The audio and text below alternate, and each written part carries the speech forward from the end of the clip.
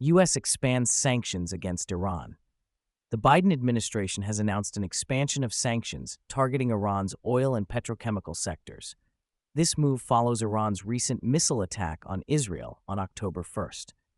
The new sanctions add oil and petrochemical products to the existing executive orders aimed at key sectors of Iran's economy in response to Tehran's funding of nuclear and missile programs. The U.S. Treasury Department has identified 16 entities and 17 vessels associated with the transportation of oil and petrochemicals, which are now subject to asset freezes.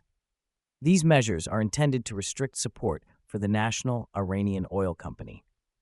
Recent analysis published by the National News from the UAE highlights potential consequences of a possible Israeli attack on Iran's energy facilities. The article suggests that an escalation of conflict in the Middle East could threaten the security of regional nations, which are critical to global energy supplies.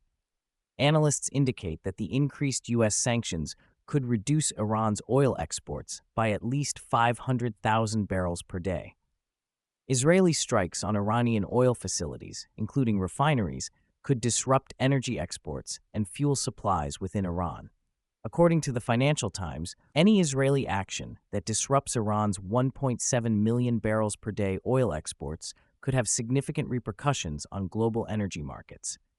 Additionally, any retaliatory measures from Iran against Middle Eastern oil exporters could lead to further instability.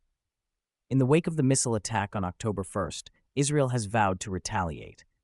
President Biden has suggested that Israel explore alternatives, such as targeting Iran's oil facilities.